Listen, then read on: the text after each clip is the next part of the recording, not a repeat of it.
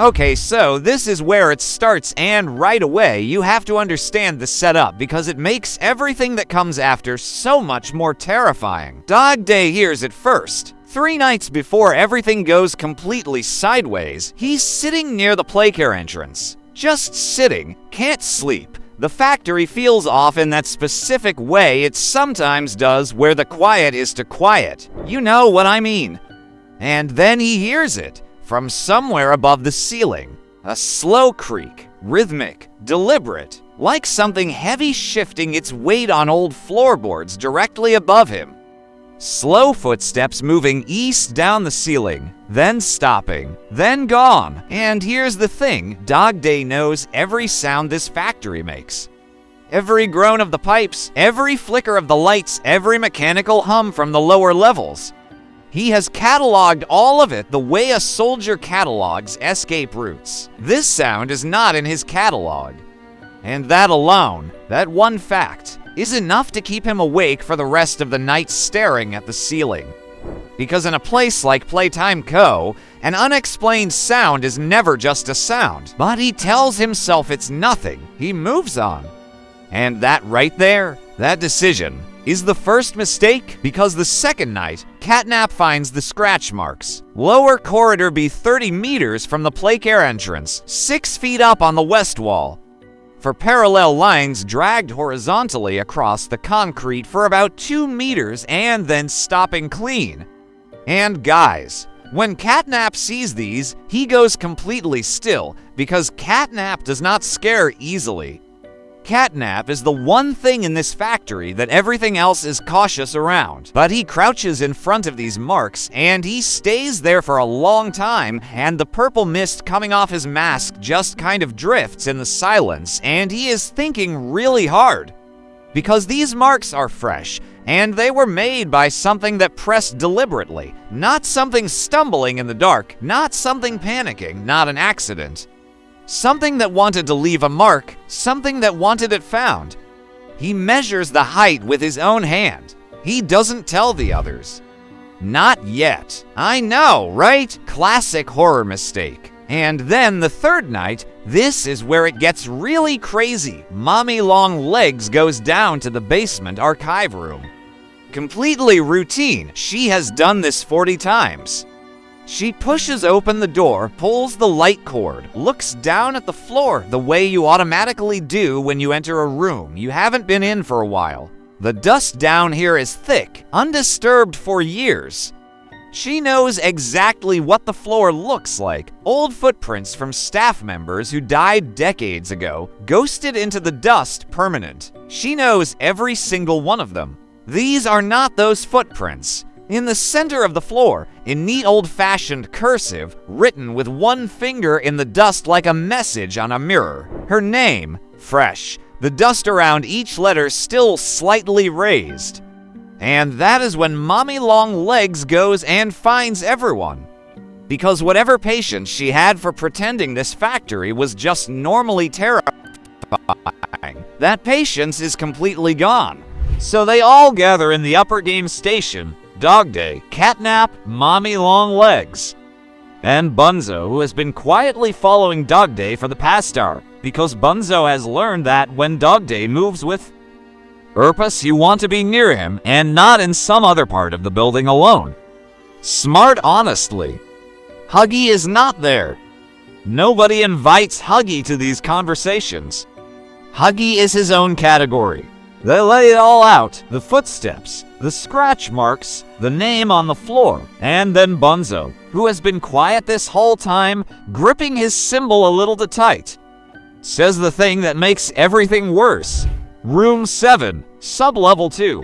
Bunzo sealed that room himself in 1991 after the smell got bad. He walked past it an hour ago, door was open, rocking chair was moving, and on the windowsill, a cup of tea, still warm. Right. Someone has been living in this factory for days. Eating their food. Sitting in their rooms. Writing their names on floors. And none of them noticed. Think about that for a second. In a building with Huggy Wuggy in it. In a building where Catnap maps every single corridor.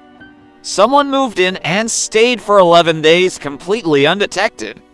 That alone should tell you everything you need to know about who this person is. And then, and I love this moment, right as they're all sitting there processing this, from somewhere below them, from the direction of lower corridor B, comes a sound, clear, unhurried, completely deliberate.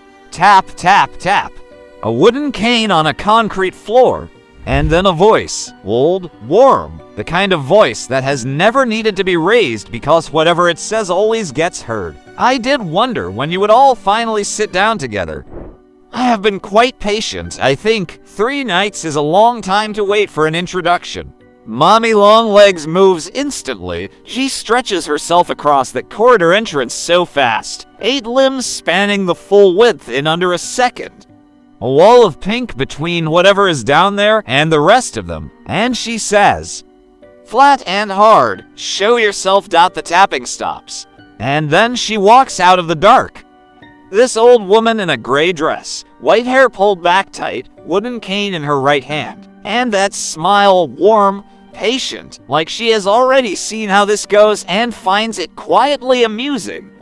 She walks until she is 10 feet from Mommy Longlegs and she stops. She looks up at her the way you look up at a building. Not afraid. Not impressed. Just measuring. "There," she says pleasantly. "Now we've been introduced. My name is Edna. I have been living in your walls for 11 days. You have very good biscuits in the 3rd floor kitchen, by the way. I have been helping myself. I hope that's all right. And Bunzo, I love Bunzo for this. Bunzo makes a sound that is not quite a word, just a sound, which honestly is the correct response. So she tells them everything in the rocking chair room. Sub-level 2. She has made another cup of tea in the time between leaving the message and coming upstairs, which none of them address because there are larger things happening. She sits in the rocking chair. They arrange themselves around her in that specific way that creatures arrange themselves when they want to look calm and are not entirely pulling it off. And what she tells them, guys, this is where the story completely changes gears. Playtime Co. did not close by accident. The equipment failure story, the structural concerns, the voluntary shutdown, that was a document that someone with serious resources worked very hard to make convincing. Because what actually happened was a retrieval mission. 9 people sent into this factory with one specific objective, not to investigate, not to document, but to get something out of the lower levels. Something that had been built down there years before the toys, years before the children, years before any of it. Something that the people who built it had decided, very late and very urgently, should never have existed. The team of 9 went in, none of them came out. What came out instead, 3 days later, was a single report, filed by nobody, addressed to nobody, found on the front steps of a building that officially did not exist, for words, "Do not send." Edna was one of the 9. Right so. The woman who has been secretly living in their walls and drinking their tea and writing names on basement floors was part of a Black Ops extraction team that went into this factory 30 years ago and was the only one who made it out. That is, who is sitting in the rocking chair right now, completely calm, drinking tea. And then Catnap asks the question that has been sitting in the room since she started talking. What is in the lower levels? What was the team sent to retrieve? She sets down her teacup. She stands. She walks to the sealed window at the end of the room, and she looks out at the dark corridors, stretching away below them. Mommy Longlegs says, "What happens when it opens the 3rd door?" Edna looks at her. Everything above sub-level 4 stops mattering. Everything in this factory. Everything outside it. The silence in that room after that statement is a specific kind of silence. The kind where everyone understands at the same moment that this just became a completely different kind of night. She picks up her cane. The 2nd door opened 4 minutes ago while she was talking. They have approximately 3 hours before the 3rd one does the same. And then she is already moving toward the door. Bunzo raises his cymbal slightly and then lowers it. When you say we everyone, she says, right now, because they are already out of time. She picks up her cane. The second door opened 4 minutes ago while she was talking. They have approximately 3 hours before the third one does the same. And then she is already moving toward the door. Bunzo raises his cymbal slightly and then lowers it. When you say we everyone, she says, right now, because they are already out of time. Okay, so here is where it goes full survival horror, and I need you to picture this like a game level, because that is exactly what it feels like. Sub-level 4 is not on any blueprint any of them have ever seen. And this right here is the first real confirmation that everything Edna said is true, not the story, not the history, but the physical fact of a stairwell behind the boiler room that Catnap, who has mapped every single corridor and vent and sealed door in this building, has never found. It exists now, behind a panel that Edna touches in a specific sequence, 3 points, quick and practiced, like a combination she'd memorized 30 years ago and has been carrying ever since. The door opens. Cold air comes up from below. Not stale cold, moving cold. Air with pressure behind it. The way air moves when something large is disturbing it somewhere in the dark underneath you. Dog Day goes first. He decides this without discussing it. That is just the kind of decision Dog Day makes. And the stairs go down further than they should. Way further. By Dog Day's count, they pass 3 full floors below sub-level 1 before the stairs end and a corridor begins. Low ceiling. Bare concrete. Emergency lighting that flickers every 40 seconds in a pattern that feels too consistent to be random. And Edna walks beside him the entire way, tapping her cane, completely unhurried, like she has been on these stairs recently and found nothing down here that surprised her. 40 meters in, they find the first door. Or what is left of it. And guys, this door was heavy. Industrial reinforced, locking bars across the full width, the kind of door you build when you are genuinely afraid of what is on the other side. The bars are bent outward. Not broken, bent. Slowly. With tremendous force applied over a long period of time. The door itself hangs from one hinge, the other is sheared completely off. This did not happen in 6 days. This had been in progress for much, much longer. Whatever is down here has been working at this door for years. Mommy Longlegs looks at those bent bars and goes quiet in a way that is different from her usual. Quiet. And then from somewhere further down, past the second door, they hear it. Low. Rhythmic. Organic. The sound of something enormous shifting its weight in the dark. Finding its position. Settling. The way a predator settles when it has decided it is done waiting. Dog Day looks at Edna. Your team of 9. 8 of them went ahead without listening to you. Yes, she says, and the one who listened survived. Yes, she says again. He turns back to the dark beyond the broken door. What is the plan? And she tells him. The device in sub-level 4 generates the signal that keeps the third door locked. They reach it. They activate it. The third door stays closed. The complication, and she says this completely calmly, which is somehow the most terrifying part, is that it has known they were coming since they started down the stairs. And between them and the device are 200 meters of corridor, 1 more open door, and something that has had 30 years to learn every centimeter of this space in complete darkness. Mommy Longlegs says quietly, I'll take the front. Nobody argues, not even for a second. They move fast.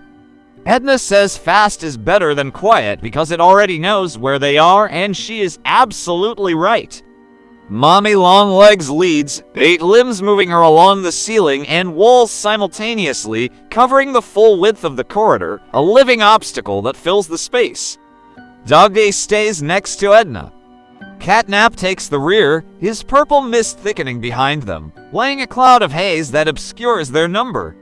Bunzo in the middle, watching every shadow, both hands on cymbal. The second door is worse than the first. It has not been bent. It has been removed, frame and all, extracted from the concrete with a precision that is not rage, not desperation, but patience. The concrete around where the frame used to be is cracked in the specific pattern of something that worked at the same 4 points repeatedly over years. This had been in progress for a very long time. While every toy in this factory was going about their existence above, this thing was down here in the dark, working, methodical, unhurried. 30 years, Catnap says quietly. It is very patient, Edna says. That is the most important thing to understand about it. But on the second door, the corridor widens and the ceiling rises and all the lighting stops entirely. Pure dark. And this is where it gets really intense because Mommy Longlegs switches to navigation by touch, 8 points of contact on the walls and floor and ceiling, giving her a complete map of the space that no eyes could match. She moves them through the dark in 30 seconds.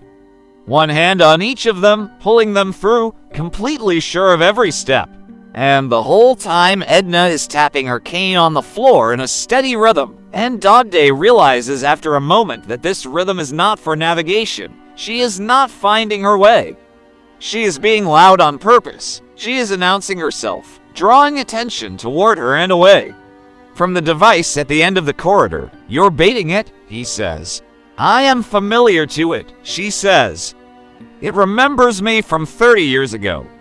While it is focused on me, the rest of you keep moving. He starts to object. She talks over him. The device is 60 meters ahead. Red panel on the left wall. 3 buttons. Middle one first, then left, then right. Hold the third one for 4 seconds. And then she stops walking. Go, she says. And guys, Mommy Longlegs does not wait. She goes, full speed, all 8 limbs. Dog Day and Bunzo and Catnap pulled along behind her through the dark toward the red panel at 60 meters. What happens behind them? Dog Day hears it more than sees it. The crack of the cane. The sound of something vast moving in the dark faster than something that size should be able to move. A crash that shakes the floor under their feet. Edna's voice, sharp, precise, a single sentence in a language none of them know. Then Catnap pulls Dog Day forward and they run. The red panel is exactly where she said. Mommy Longlegs is already there. 3 buttons. She hits middle, then left, then right. Hand on the third one. And this is the moment. For seconds, the floor shaking. That sound from the dark behind them getting closer. Something that has been patient for 30 years and is now completely out of patience. For seconds that feel like they each last an hour.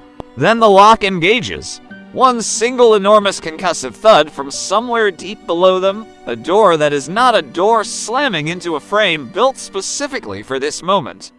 The air pressure in the corridor changes instantly. The cold stops moving. The dark goes absolutely still. Silence. Dog Day runs back. She is standing. That is the first thing. She is on her feet, which he had genuinely not been certain she would be. Her dress is torn at the shoulder. Her cane is in 2 pieces on the ground, but she is standing. Looking at the dark where the thing was, completely still. Contained, she says before he can ask. Not destroyed. Contained. It will work at the third door the same way it worked at the first 2. They have bought time, not a solution. And then she says she needs to find someone who can build a permanent device, someone specific. That is tomorrow's problem. Dog Day looks at her for a moment. Then he bends down and picks up both pieces of the broken cane and holds them out. She looks at them, then at him. We'll find you a new one, he says, and for the second time since she arrived in Playtime Co., that smile changes. Just slightly. Just at the corners. Into something warmer than patience. Something that did not expect kindness and is not sure what to do with receiving it. She takes the pieces. Thank you, dear, she says. They walk back up through the dark together. All 5 of them, back through the impossible stairwell. Back into the factory above with its painted smiles and flickering lights and decades of accumulated secrets. And behind them, 3 floors below, behind a lock that is already, even now, being tested by something that has all the time in the world, the walls breathe. She takes the pieces. Thank you, dear, she says. They walk back up through the dark together, all 5 of them, back through the impossible stairwell. Back into the factory above with its painted smiles and flickering lights and decades of accumulated secrets. And behind them, 3 floors below, behind a lock that is already, even now, being tested by something that has all the time in the world, the walls breathe.